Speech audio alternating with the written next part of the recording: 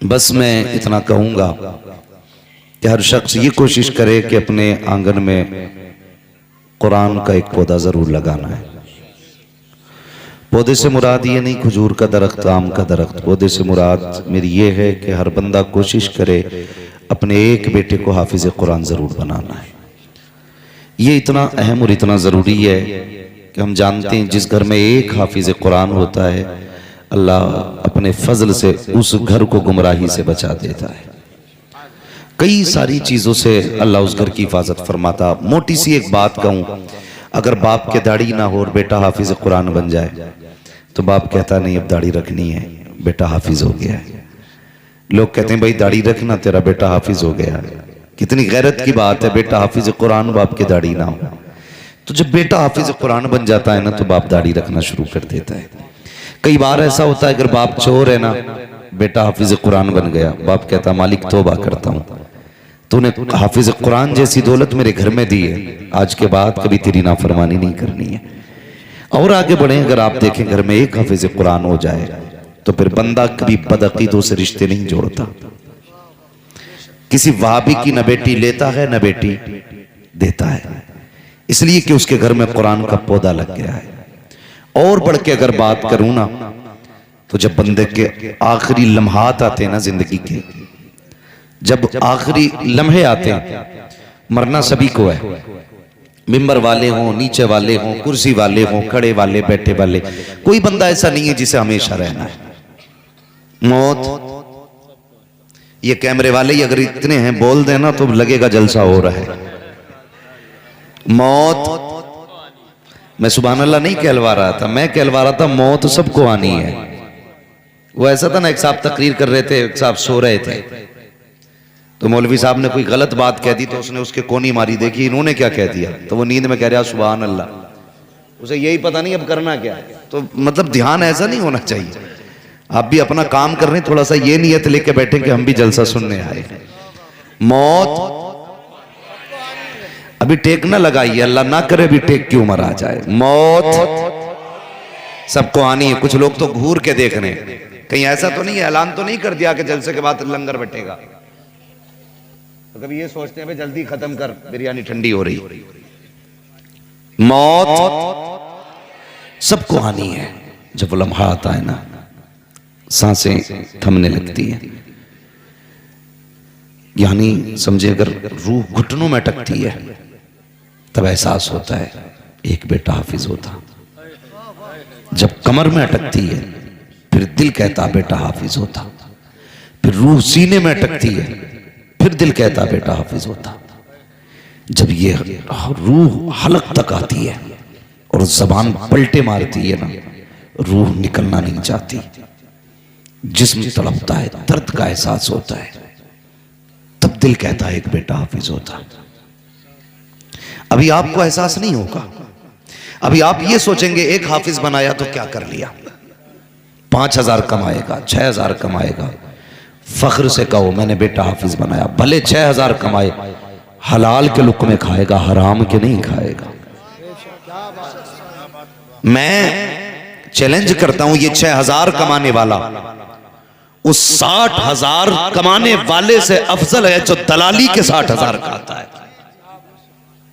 और ये पता चलेगा मरने के बाद कि हमने कैसी औलाद छोड़ी थी, कैसे बच्चे छोड़े थे हमने, कैसी नस्ल छोड़ी थी अपने पीछे। मैं उस बाप को सलाम करता हूं जिसने अपनी जिंदगी में मजदूरियां करके बेटों को हाफिज कुरान बनाया। आप इनके चेहरे देखें, कुछ दाढ़ी वाले भी हैं, कुछ बेदाढ़ी वाले भी हैं। इनमें बताओ कौन सा ऐसा हाफिज है जो मजदूरी नहीं कर सकता? जितने मुझे नजर आ रहे हैं यकीनन इनमें हर बंदा 300-400 रुपए का काम कर सकता है।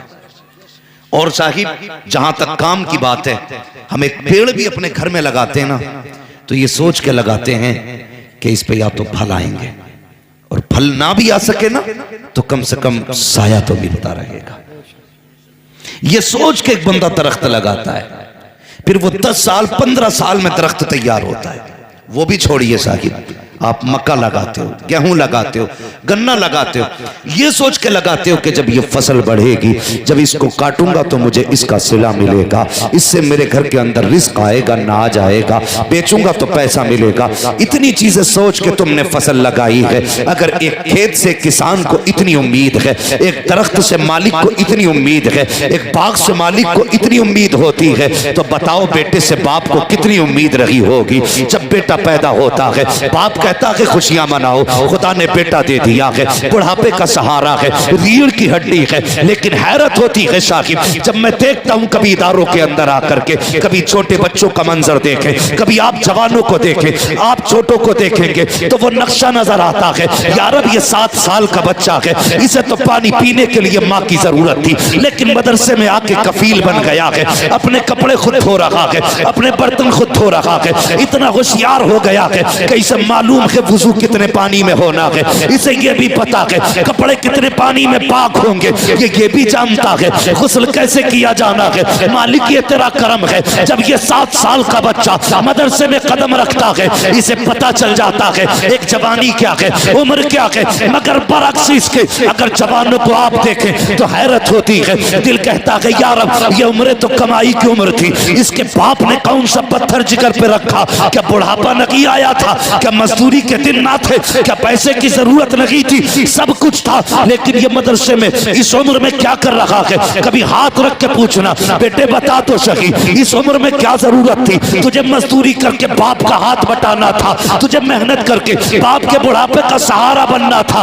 तो जवाब आता है नादान, हमने दौलत के लिए बच्चे नहीं पाले हैं, हमने शान के लिए नहीं पाले, हमने बच्चे पाले हैं तो कुरान के लिए पाले हैं, दीन के लिए पाले हैं। पैसे तो दुनिया कमाती है, लो ये बेटा मदरसे दे रखे हैं और बदले में कुछ नहीं चाहिए, बस इतना मुस्तफा कहते हैं ये भी मेरा है, इसका बाप भी मेरा। सुभान अल्लाह। धारे तकबीर, धारे रिसालत, धारे गौसियत, मसलके आला हजरत हजरत अल्लामा मुफ्ती हमाद साईं किबला उलमा अहले सुन्नत। मैं सलाम करता हूं उन माओं को जिन्होंने इन बच्चों को रोटियां बना के खिलाई है।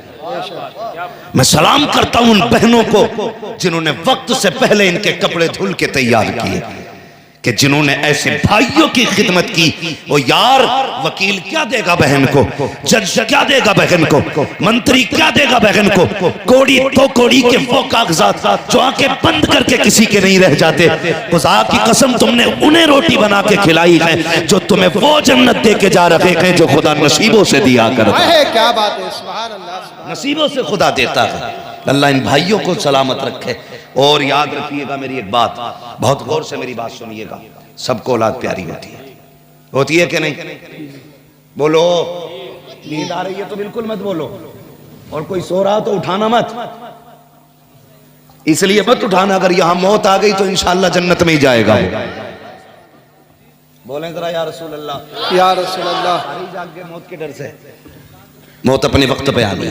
मगर मेरी बात सुने, नसीब वाली हैं वो माएं जो ऐसे बेटों को दूध पिला के जिन्होंने परवान चढ़ाया, जिन्होंने बदले में कुरान के हिफ्ज की सनद माँ बाप को दी।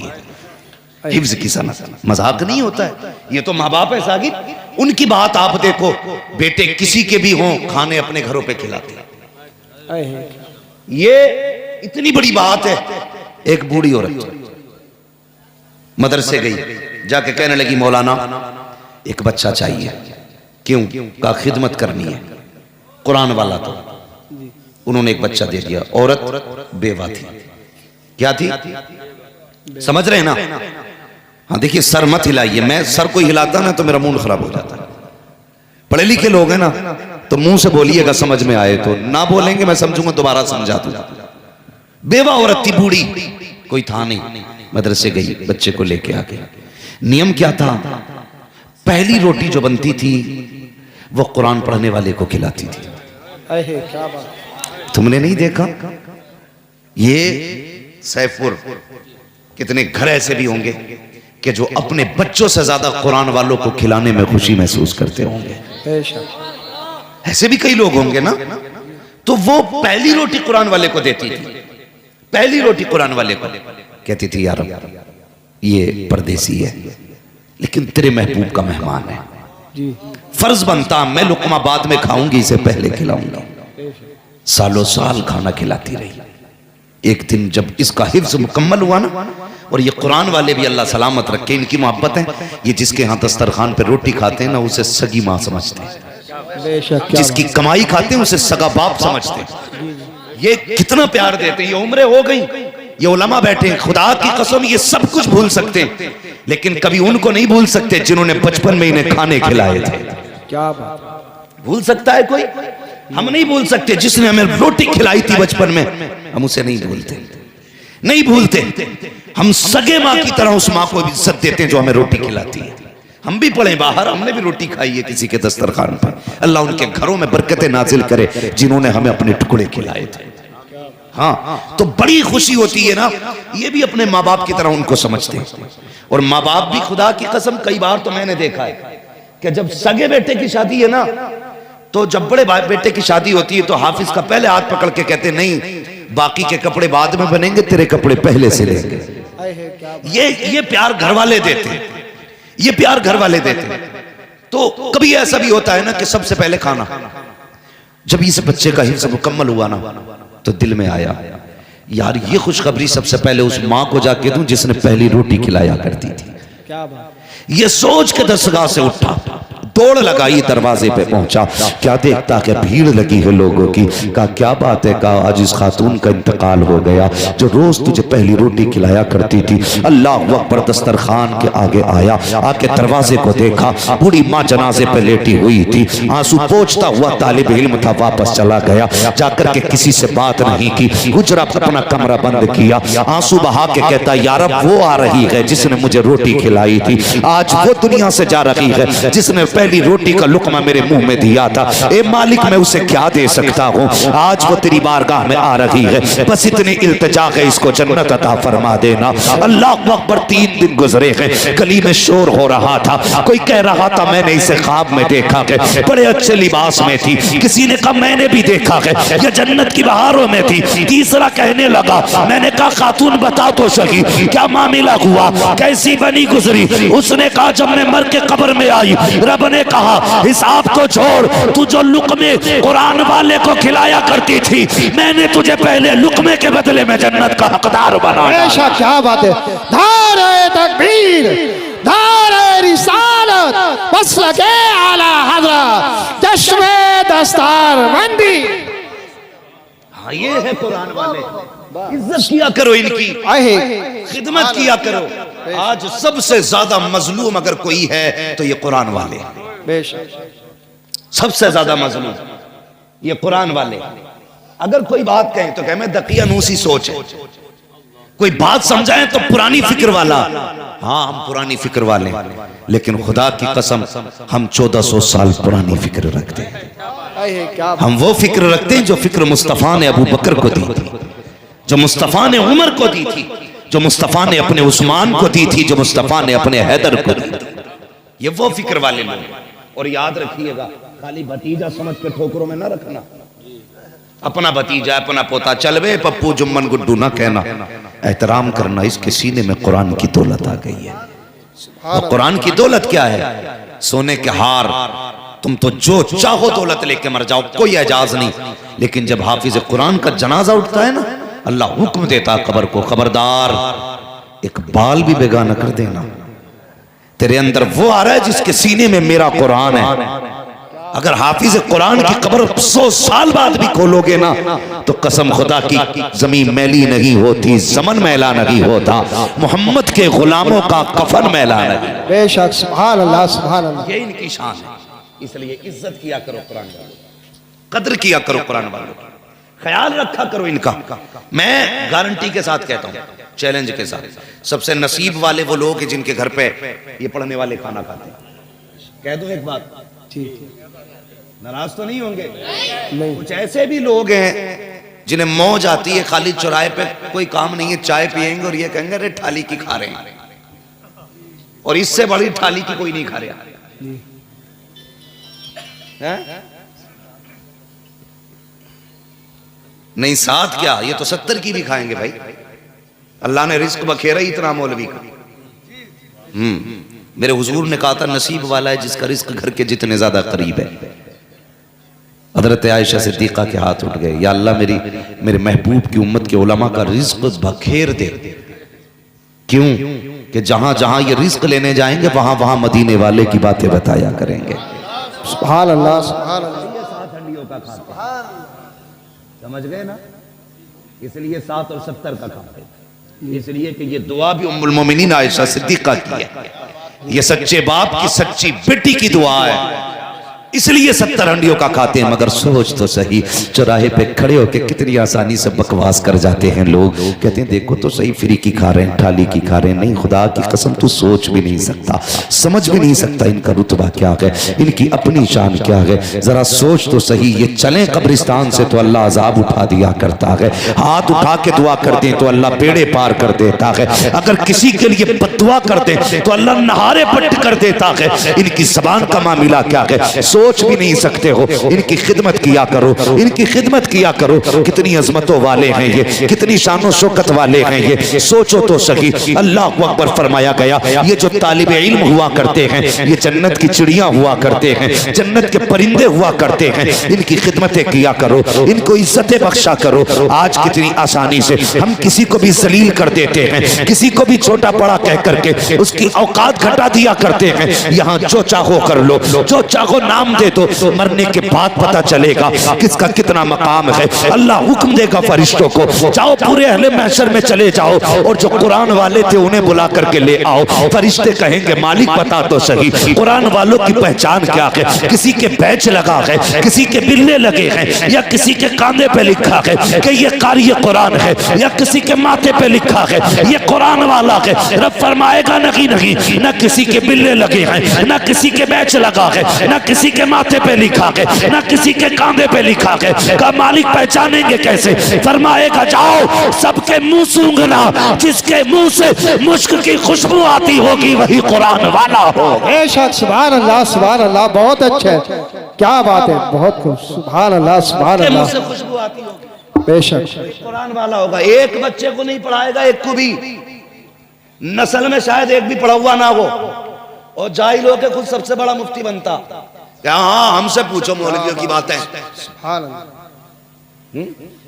हमसे पूछो, तुझसे पूछे बता निकाह में कितने फर्ज है, कितने वाजिब है, कितनी सुन्नतें बता, चल ठेकेदार बना घूम रहा दीन का। उलमा को छोड़ के है कोई जो बताए निकाह में कितने फर्ज है, कितने वाजिब, कितनी सुन्नतें? उलमा को छोड़ के, तलबा को छोड़ के नहीं बता सकते तो चौराहों पे मुंह मत बजाना। क्या बात है, हक बात है। मैंने वो बात पूछी है जिससे सबका सबका है। मैयत नहलाने का तरीका नहीं पूछा है जो गांव में एक ही होता है। निकाह तो सभी का होगा इंशाअल्लाह। अरे ये बुड्ढे बुड्ढे ही गर्दन हिला रहे हैं, ये जवान क्यों नहीं बोल रहे भाई? सबका ही होना निकाह। अगर खाली निकाह बोल दो तो मुराद कुछ और ले लें। जी जी, चलो शादी तो सबकी होगी ना? जी। हाँ देखो, शादी सब समझ के निकाह सोच रहे नंबर 2 वाला, जबकि असली निकाह है। असल निकाह असल निकाह है। ये नहीं पता निकाह में कितने फर्ज, कितने वाजिब, कितनी सुन्नत है। मगर कड़ो कहेगा ये इमाम रखने का नहीं है भाई, ये इमाम रखने का नहीं है। कहा क्यों? कि किरात सही नहीं है। क्लास सही। हाँ? वो आदमी कहता किरात सही नहीं जिसे कलमा याद नहीं। मेरे एक दोस्त थे ना, मैं वहां जलसा करने गया तो वो इत्तेफाक से उसी दिन आए थे, और मालूम है कौन थे मेरे दोस्त? वो मुफ्तियों को पढ़ाया करते थे। तो एक बुड्ढा कह रहा खड़े होके, जी पहले इम्तिहान लेंगे बाद में नमाज पढ़वाएंगे। हाँ, तो बोले क्या इम्तिहान लेना? कह रहे इम्तिहान लेंगे। ये बोलना भी नहीं आता ना, इम्तिहान लेंगे। क्या लेगा भाई? कि नात सुनाओ। मुफ्ती का इम्तिहान ले रहा, कह रहा नात सुनाओ। जी जी। अच्छा, गवैया अच्छा है तो नमाज हो जाएगी? तकरीर सुनाओ, अच्छा चीख अच्छा लेता नमाज हो जाएगी? असल है कुरान। जी जी। जब तक कुरान दुरुस्त मा यजूज़ु बिही सलाह, इतना दुरुस्त कुरान नहीं होगा जितने से नमाज दुरुस्त हो सके, उस वक्त तक नमाज ही नहीं होगी ना। आज तो जिसकी मर्जी आती है कान पकड़ के कहते चल बे चल निकल, ये सोचता इमाम मेरे बाप की बपोती है। लोग पूरा गांव से बुरा कहता, मैंने नहीं निकाला जी, उसने निकाला। हमारी आदत देखिए, ये हर गांव की कहानी है, मैंने नहीं निकाला उसने निकाला। क्या कह, मैं वो बड़ा आदमी, बड़ा गंदा आदमी है, उसने निकाल दिया।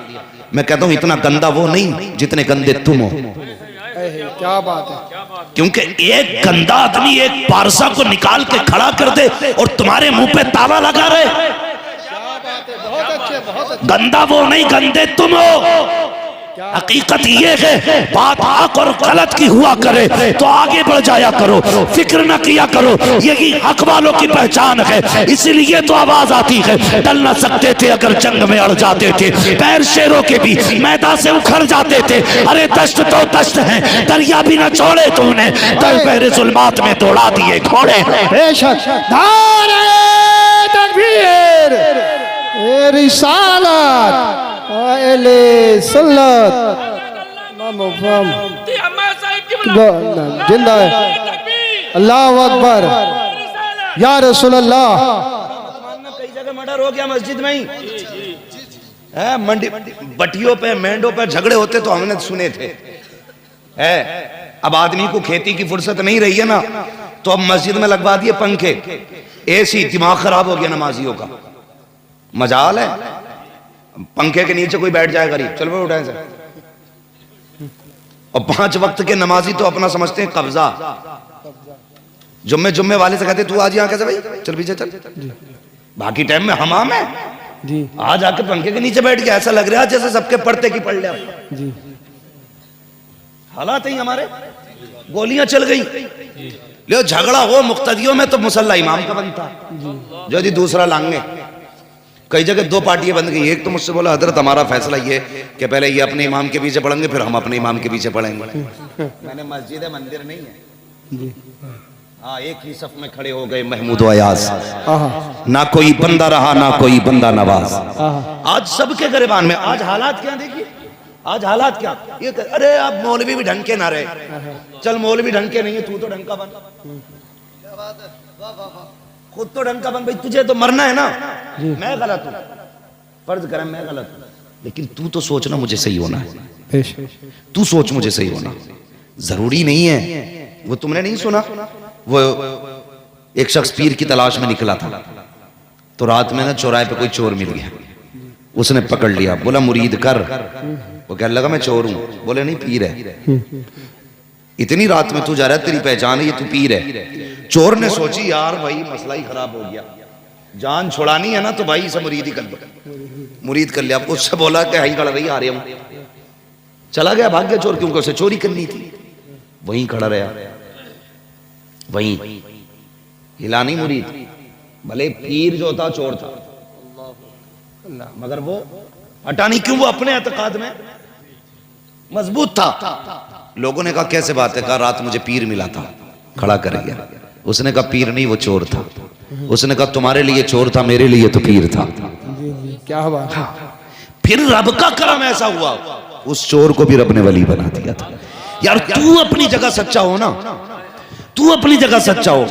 लोग गलत है साहब, ये मौलवी गलत है, फला गलत है, भाई चल सब गलत है, तू तो जन्नती हो ना।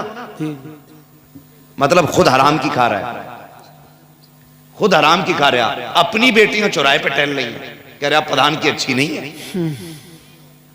हाँ, अपने घर में बेगैरती है, कह रहा उसकी औलाद अच्छी नहीं है। यार सबको छोड़ अपने आप को देख, अपने घर में निजाम मुस्तफा लाजिम कर। अगर मैंने मामा ये झूठ बोलते हैं, ये चोरी करते हैं, तो मुझ पे लाजिम ये है इनको न देखूं, इनको न देखूं, अपने आप को देखूं। मालिक मुझे चोरी से बचा ले, मुझे झूठ से बचा ले, मैं तेरा बंदा हूं, तेरे महबूब का उम्मती हूं। तो किसी पे उंगली उठाने से आप नहीं बच सकते हैं, किसी को निशाना बनाने से आप नहीं बच सकते हैं। अपने गिरबान में आप झांकें, कोशिश ये करें हमारी इस्लाह होनी चाहिए, जो खामियां हमारे अंदर हैं अलग होनी चाहिए। हाँ नौजवान, जब सोच अच्छी होती है तब अल्लाह तरक्कियां दिया करता है, बरकतें दिया करता है, और फिर इतने दुरूज देता है कि दुनिया देख के हैरत किया करती है। लोग कहते हैं क्या मिलेगा, इमाम बन जाएगा बेटा। मैं ये नहीं कहता हाफिज बना के बेटे को सिर्फ इमाम बनाना, हाफिज बना के बेटे को मुदर्रिस बनाना, ये भी तो हो सकता है। तेरा बेटा हाफिज कुरान हो, अच्छा बिजनेसमैन भी हो, तेरा बेटा हाफिज कुरान हो, अच्छा डॉक्टर भी हो,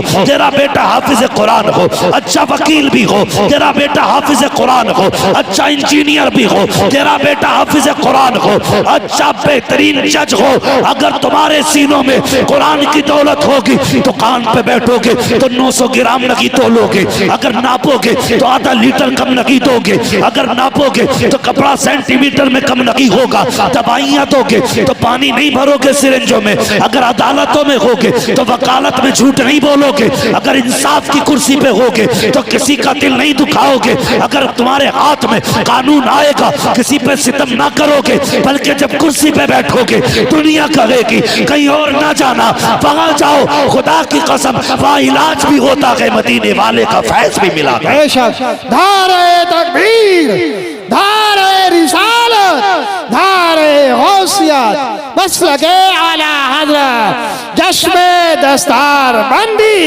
हजरत अल्लामा मुफ्ती हम्माद रज़ा साई किबला मुरादाबादी। इन मदरसों का एहसान है, ये जो टोपियां सलामत है, जिसे अपनी काबिलियत पे घमंड हो ना वो खड़ा हो जाए, और यहां ना हो तो कमरे में बैठ ले इंशाअल्लाह।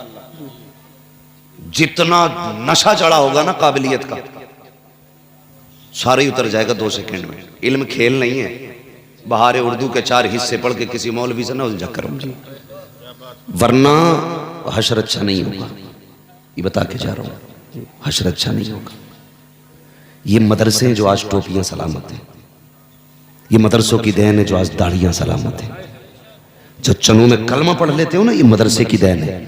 जिन इलाकों में मदरसे नहीं है जाके देखो, वहां कलमा तक बच्चों को नहीं आता, कलमा तक नहीं आता वहां के बच्चों को, जहां मदरसे नहीं है। पहचान नहीं होती है मुसलमान है कि गैर मुस्लिम है। पहली बात, हम तो उस एरिया में रहते हैं जहां हमारी कसरत है। दूसरी बात, उलमा की कसरत है। मदारी से इतने खुदा की कसम परेशानी की जरूरत ही नहीं, वरना दौर देखो कैसे कैसे दौर गुजरे हैं। अल्लाह अकबर। नाम सुना होगा आपने मखदूम माहिमी का, सुना है ना? कहाँ है ये? अल्लाह सलामत रखे। कोई जवान बोला है मुंबई में, यकीनन वो गया होगा। कहाँ है मजार शरीफ इनका? मुंबई में। अल्लाह करे सारे अल्लाह वालों के मजारों पे जाया करे। यही मसला क्या हालात रहते, समझ गए भाई? मसला क्या हालात है। बहुत चिड़ भी हो रही है आजकल ना, रिश्ते भी शादियां बहुत चल रही भाभी। इधर भी हाथ मार रहा है, इधर भी कह रहे जी हम किसी को बुरा नहीं कहते, हम किसी को बुरा नहीं कहते, ये भी जन्नती वो भी जन्नती। वो लट फिरेगा ना कि सारी इंसानियत निकल जाएगी जो दिखा रहा है। दो रंगी छोड़ दे एक रंग हो जा, सरासर मोम हो जा या सरासर संग हो जा। मैं बता रहा हूँ इल्म क्या चीज है। मखदूम मांगी यतीम हो गया, बचपन से यतीम। माँ से कहने लगे माँ मुझे इल्म से इश्क है, माँ मैं इल्म सीखना चाहता हूं। तो ऐसे मदरसे दरवाजों पे नहीं थे, ये तेरा मेरा नसीब है। इधर आंख बंद नहीं होती, उधर कुरान पढ़ने वाले पहले आ जाया करते। ये मुकद्दर है अपना अपना। हाँ, तो कहने लगे माँ मैं पढ़ना चाहता हूं। माँ ने कहा लखते जिगर नूरे नजर, इकलौता बेटा है मेरा, तू अगर जाएगा ना तो फिर तेरी माँ का दिल नहीं लगेगा। ये तो इकलौते थे, जाओ। ये जो बैठे ना, ये माओ के लाल, अगर ये बाहर और प्रदेश के हैं ना, तो अगर इनकी माओ के 4-4 बेटे और भी हैं ना, तो इनकी रुखसती पे माँ भी रोई होगी। 4 बेटे होते हुए भी इनको माँ ने जुदा करते वक्त आंसू बहाए होंगे। इनके लिए बहन भी रोई होगी, भाई भी रोया होगा, है कि नहीं? रोए होंगे। अगर 4 बेटों के 5वें पे इतना प्यार है, फिर जिसका एक ही मखदूम हो उस मां को कितना प्यार होगा। मां ने कहा था लखते जिगर नूरे नजर, अगर तू गया ना तो तेरी मां का जी नहीं लगेगा। 5 मिनट के लिए नजरों से ओझल हो जाता है ना, तेरी मां का दिल नहीं लगता। बेटे मुझे छोड़ के ना जा। कहते मां तू कहती है मैं तेरे बगैर नहीं, तू मेरे बगैर नहीं रह सकती, मगर मैं कहता हूं मैं इल्म के बगैर नहीं रह सकता।